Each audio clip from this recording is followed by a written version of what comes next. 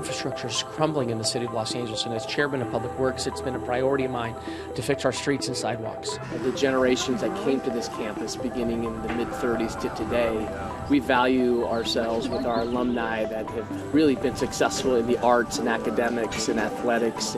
This is a city that I know. This is a city that I'm proud to represent. The question we have to ask ourselves is, what are we doing to promote these stories? So we say thank you, but now we owe it to the voters to make sure we deliver for those who supported this measure. I'm Councilmember Joe Buscaino. I'm honored and blessed to serve this amazing, beloved community of Watts, and have done so the last 7 years.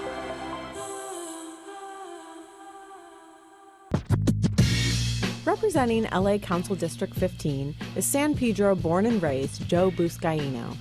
A 15-year veteran of the LAPD, he had a tremendous amount of hands-on experience dealing with the issues and problems of his neighborhoods.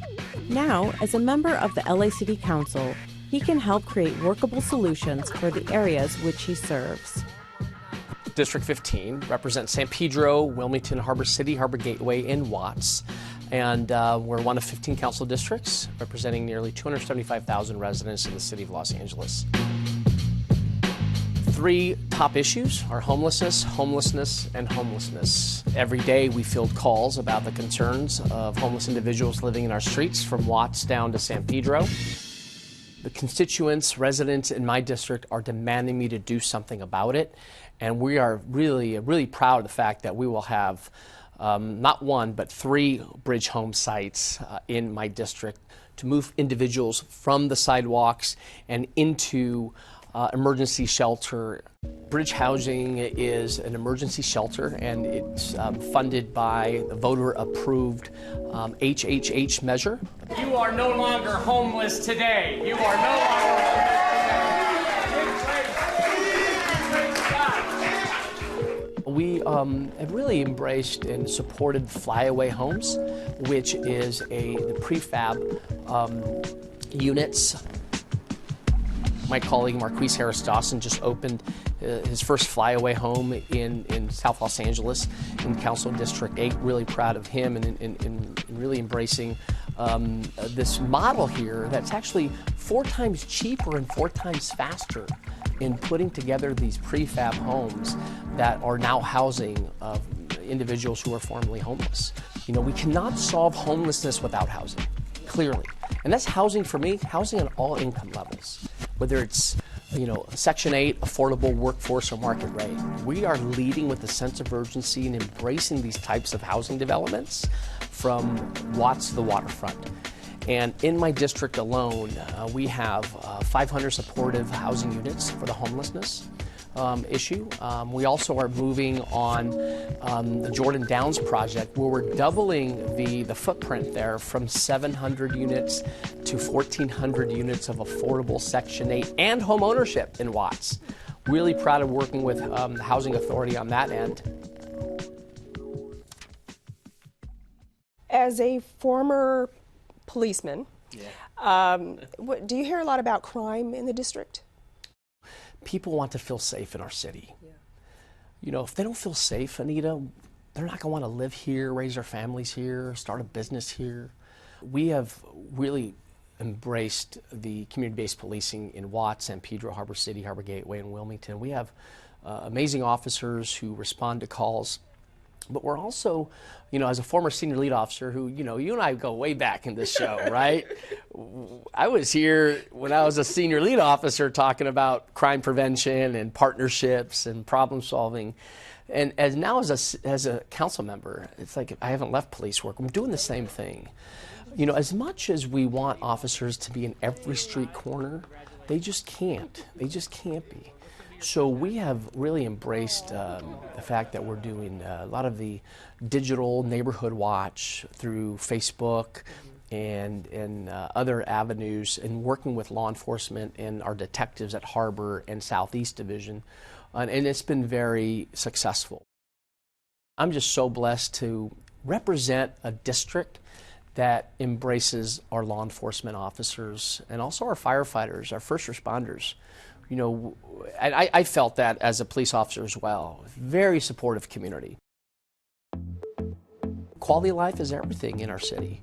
You know, if we're not really addressing the quality of life concerns, we call it the broken window theory. That's what Chief Bratton taught me, is that if we don't address the small things, it can get into more violent crimes in our city. So really proud of working with the senior lead officers in Harvard and Southeast who've been very responsive to our concerns and partnering with the community through neighborhood watch and business watch groups and with our local youth organizations as well. I don't know how the constituents use the websites to reach you, but how do you address the concerns? Do you reach out to the constituents through the websites, or do they leave phone numbers? How does that work? So we have an active website, la15th.com, la15th.com, and I encourage Channel 35 viewers to come on and join our webpage and sign up for our weekly newsletters.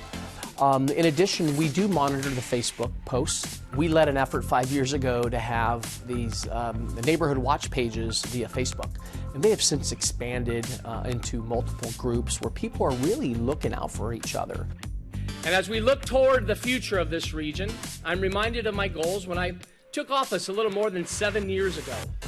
To take that determination and discipline that I learned during the 15 years I served as a police officer in the LAPD, and to use it to create a city that works for the people, not against them, where people can thrive, not just survive, where our residents can share in the economic prosperity coming into this city. We're starting to see the transformation unfold in San Pedro, not only San Pedro, but throughout the district. From Watts to the Waterfront, I'm calling it. Amazing work that's been done on improving the housing stock.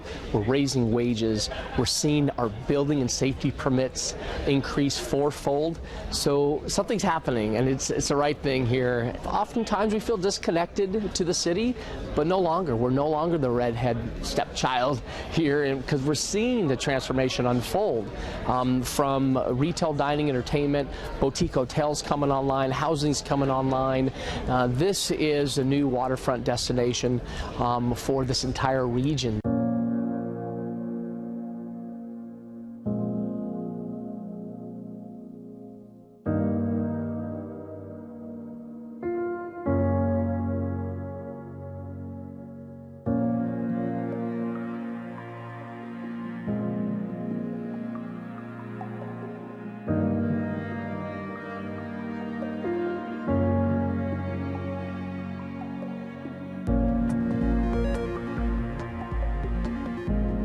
Let's talk a little bit about business. The port.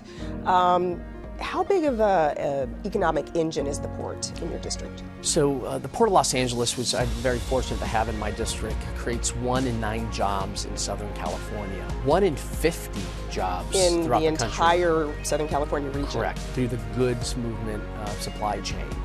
And 1 in 50 jobs nationally. We had a record-breaking year last year. Over 9 million containers that were moved. We heavily rely on those jobs. There's always that threat of automation that now has taken to the streets, have been very concerned about the future of work in our port complex today. And on the community side, we are finally moving on redeveloping and transforming our waterfront. So the San Pedro Public Market will be opening in the first quarter of 2021. And if you were to visit the LA waterfront, you can see the Battleship Iowa. We just hosted Cirque du Soleil.